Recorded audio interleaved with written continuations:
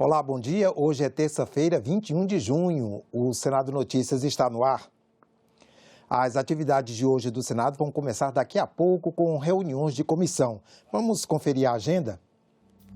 Às 10 horas temos a Comissão de Assuntos Econômicos. Na primeira parte deve votar emendas ao projeto de lei de diretrizes orçamentárias de 2023. Depois vai votar requerimentos, incluindo a convocação do ministro da Economia, Paulo Guedes, para prestar informações sobre o anúncio de mais um aumento dos preços dos combustíveis. Para o mesmo horário, está marcada a reunião da Comissão de Agricultura e Reforma Agrária, que vai avaliar emendas ao projeto da Lei de Diretrizes Orçamentárias. E a Comissão de Transparência, Fiscalização e Controle deve se reunir às 2h30 da tarde, também para votar emendas ao projeto de Lei de Diretrizes Orçamentárias, além de outros itens. Já a sessão de votações no plenário do Senado está marcada para começar às 4 horas. Vamos voltar ao telão para ver o que pode ser votado hoje. Está pendente de leitura para entrar na pauta a medida provisória que abre crédito extraordinário de quase 480 bilhões de reais para o Ministério do Desenvolvimento Regional. Um dos projetos na pauta permite às emissoras de rádio e televisão transferir, comercializar ou ceder o tempo total de programação para produção independente. Outro projeto permite a inclusão de instituições públicas prestadoras de serviços de assistência técnica e extensão rural no Programa Nacional de Acesso ao Ensino Técnico e Emprego, o PRONATEC. Está na pauta também o projeto que inclui o estímulo à leitura na Lei de Diretrizes e Bases da Educação Nacional. A comissão temporária que vai acompanhar o caso do jornalista e do indigenista assassinados no Amazonas ouve amanhã o ministro da Justiça, Anderson Torres, e representantes da União dos Povos Indígenas do Vale do Javari. O plano de trabalho da comissão foi definido na primeira reunião. A comissão é formada por 9 senadores, 3 integrantes da Comissão de Direitos Humanos, 3 da Comissão de Meio Ambiente e 3 da Comissão de Constituição e Justiça. O senador Randolph Rodrigues, que pediu a criação da comissão, será o presidente. O vice será o senador Fabiano Contarato e o relator, o senador Nelsinho Trade, que é presidente do Parlamás, grupo formado por 8 países que têm território amazônico. Os senadores vão acompanhar e fiscalizar as investigações do assassinato do indigenista Bruno Pereira e do jornalista britânico Dom Phillips, na região do Vale do Javari, na floresta amazônica. Os corpos dos dois foram encontrados após 10 dias desaparecidos.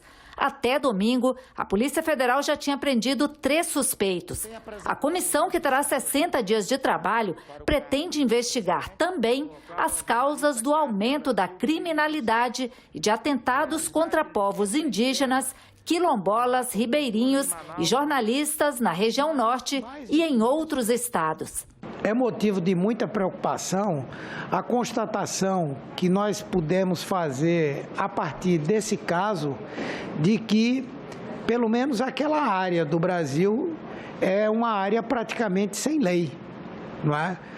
Todas as informações que nos chegam é que é uma área dominada pelo narcotráfico transnacional, envolvendo Peru, que faz fronteira com a região, a própria Colômbia também, e denúncias, que eu não sei o teor, cabe a nós, entre outras instituições, apurar, denúncias de que outras atividades são financiadas pelo narcotráfico com o objetivo não só de,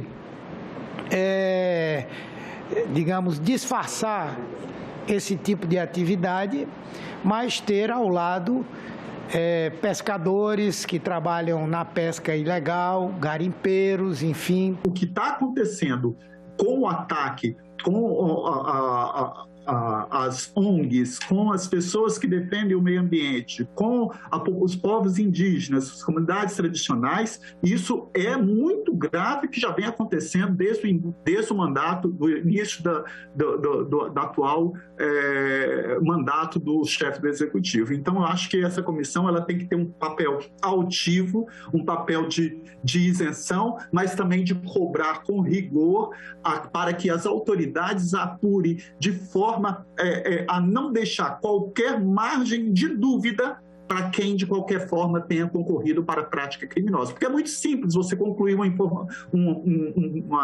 inquérito policial atribuindo a autoria e materialidade a um executor, mas sem você buscar a fundo o que está por trás daquilo ali, qual é o desmonte que houve na FUNAI. O trabalho dessa comissão necessariamente terá que ser junto com a Comissão de Direitos Humanos, pelas atribuições que a Comissão de Direitos Humanos tem e pelos mecanismos como Comissão Permanente do Senado que a Comissão de Direitos Humanos possui.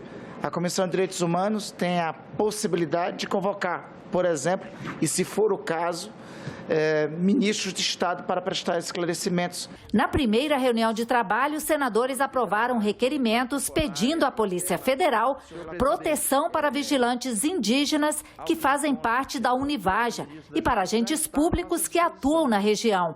O plano de trabalho prevê diligências externas e audiências públicas para ouvir, entre outros, líderes indígenas, autoridades que atuam na região amazônica, famílias do indigenista e do jornalista assassinados e também a Procuradoria-Geral da República. A primeira audiência pública será nesta quarta-feira. A comissão deverá ouvir representantes da Univaja, União dos Povos Indígenas do Vale do Javari, e também o ministro da Justiça, Anderson Torres, que se ofereceu para dar informações sobre o trabalho da Polícia Federal à comissão. Esses crimes na Amazônia movimentaram também a Comissão de Direitos Humanos, que aprovou pedidos de audiência pública e diligência externa para acompanhar as investigações sobre a criminalidade contra povos indígenas, quilombolas, ribeirinhos e jornalistas na região norte. A Comissão de Direitos Humanos vai convidar o ministro da Justiça, Anderson Torres, e o prefeito de Atalaia do Norte, Denis de Paiva, para prestar informações sobre o aumento dos crimes ambientais na Amazônia, em especial os homicídios do indigenista Bruno Pereira e do jornalista Dom Phillips. O convite ao prefeito do local dos fatos, portanto, é mais uma medida a ser tomada pelo Senado Federal, a fim de, dentro de suas atribuições, auxiliar na condução do caso, podendo o prefeito, como grande conhecedor local, contribuir com informações de grande relevância para a situação que assola atualmente a região. Que os responsáveis por esse crime bárbaro, que teve repercussão internacional muito negativa para o nosso país, sejam efetivamente identificados e punidos. Não apenas aqueles que foram os autores materiais dessa morte, mas também os autores intelectuais. Os senadores também aprovaram um requerimento para chamar o presidente da FUNAI, representantes da Univaja e indigenistas associados.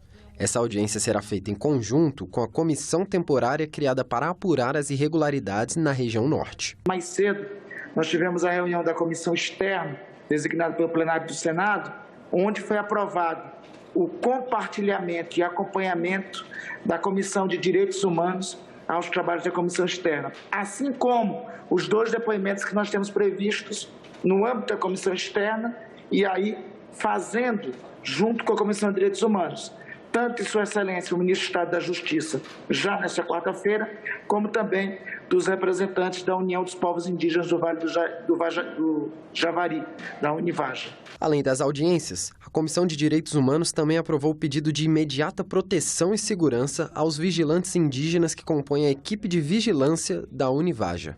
A nossa solicitação, ela advém de um pedido que nos foi feito por todos aqueles que trabalham com a Univaja e com outras instituições naquela região do Vale do Javari, pessoas que estão ameaçadas, inclusive indígenas, e eu requeiro a aprovação desse pedido e para que nós tomemos as providências para acionar a Polícia Federal, o próprio ministro da Justiça, quando aqui estiver, a Polícia do Estado do Amazonas.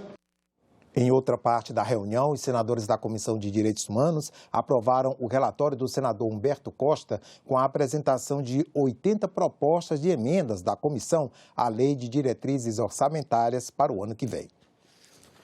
A subcomissão temporária que acompanha os impactos da pandemia da Covid-19 na educação debateu em audiência pública nesta segunda-feira a recomposição da aprendizagem. A pandemia apareceu de repente e foi aquele sufoco. Escolas fechadas, aulas remotas, algumas escolas bem preparadas e alunos com bom acesso. A maioria nem tanto. Depois, o retorno devagar às aulas presenciais.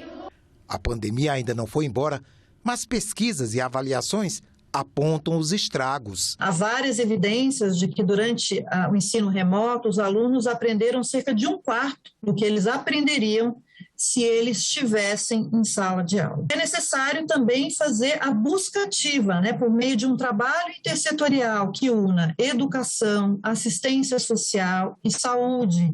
E aqui é importante apontar a plataforma a Busca Ativa Escolar da Unicef e da Undime, que busca articular todas as autoridades no território, educação, saúde e assistência social, para garantir a busca ativa e o retorno dessas crianças à sala de aula. Educação de qualidade requer investimentos contínuos, mas a arrecadação caiu e outras prioridades disputaram recursos públicos. O Plano Nacional de Educação previa, em 2017, que nós estivéssemos utilizando 7% do PIB para a educação e, em 2024, 10%. Nós usamos menos de 6% nesses últimos anos.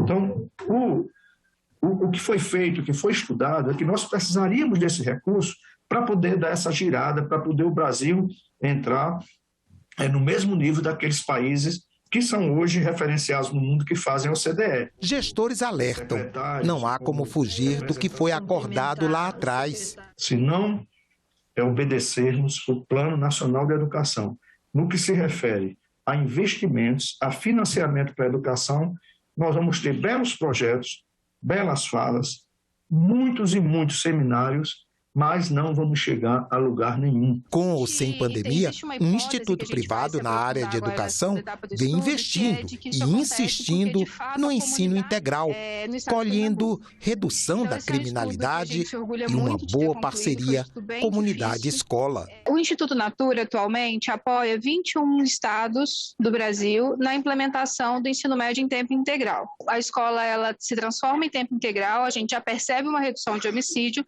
mas quanto mais tempo de implementação dessa política, a comunidade sente mais o efeito. E existe uma hipótese que a gente vai se aprofundar agora na segunda etapa do estudo, que é de que isso acontece porque, de fato, a comunidade se integra mais a esse modelo de tempo integral. O Senado realizou nesta segunda-feira uma sessão para debater o cumprimento de metas do Plano Nacional de Educação. Os participantes disseram que elas não vêm sendo atingidas. O requerimento da sessão foi feito pelo senador Flávio Arntz. O parlamentar explicou que é preciso fazer um balanço. O Plano Nacional de Educação, que completa 8 anos no final deste mês, definiu 10 diretrizes para guiar a educação brasileira durante o decênio 2014-2024. Também foram estabelecidas 20 metas a serem cumpridas nesse período. Arntz falou sobre os prejuízos causados ao sistema educacional durante a pandemia e disse ser necessária a criação de um Pacto Nacional pela Educação. Pacto esse que envolve o compromisso dos 3 poderes, nos 3 níveis da federação, em conjunto com a sociedade civil organizada e a comunidade escolar. Nesse Pacto Nacional pela Educação, as metas do PNE devem servir como norte do planejamento estratégico educacional, apesar das adversidades do cenário atual. Os representantes do Ministério da Educação e do Instituto Nacional de Estudos e Pesquisas Educacionais, Anísio Teixeira, falaram sobre as ferramentas utilizadas para acompanhar o PNE e sobre o relatório de monitoramento que é apresentado pelo INEP a cada 2 anos. O cumprimento das metas do plano de educação só acontece quando a gente tem um esforço que já diz o artigo 211 da Constituição, que o Estado, os municípios, o Distrito Federal e a União vão trabalhar em regime de colaboração. Então, nós não podemos deixar nenhum município para trás, Precisamos olhar também para esses planos de educação, para que a gente possa olhar para o Plano Nacional de Educação e verificar a efetividade, então, do cumprimento de suas metas. 41 indicadores permitem esse acompanhamento. 5 chegaram a 100% de execução. 35 desses 41 indicadores têm nível de execução menor do que 80%. E por que eu cito 80%? Porque estamos no 8º ano do PNE. Então, isso significa, senador, que a obra está pela metade. Se tínhamos como expectativa ter mediana igual a 80%, temos mediana igual a 39%. 2 aspectos fundamentais: a educação brasileira, de perspectiva histórica, tem crescimentos significativos que devem ser comemorados, mas a execução do PNE é insatisfatória, estando a metade daquele nível desejado. Os participantes também falaram sobre as dificuldades de concretização das metas do Plano Nacional de Educação, da necessidade de efetivar os objetivos e dos obstáculos que ainda precisam ser superados no rumo à implementação de uma educação de qualidade. Eu queria dizer que a gente chega ao final do nosso Plano Nacional de Educação precisando construir um novo plano que olhe para esse cenário difícil que a gente está vivendo e que, não por conta do descumprimento desse cenário difícil, não seja ousado o suficiente para que a gente, de fato, garanta o que está previsto na nossa Constituição Federal em termos do direito à educação. Mesmo diante da apresentação do INEP como da campanha nacional pelo direito à educação, o fato concreto é que o plano vem sendo descumprido. Quando uma criança não tem acesso à creche, para a sociedade é um número. Para aquela criança é um impacto terrível para a vida dela. É muito importante que o Senado Federal faça uma mobilização da sociedade para que a gente possa, de fato, assegurar o direito à educação de qualidade para todos, sem que isso nos leve a uma proposta irresponsável, irrealista e que faça o Brasil perder mais ainda do que já perdeu nesses últimos anos. Ficamos por aqui. Você pode rever as reportagens desta edição na nossa página na internet senado.leg.br/tv.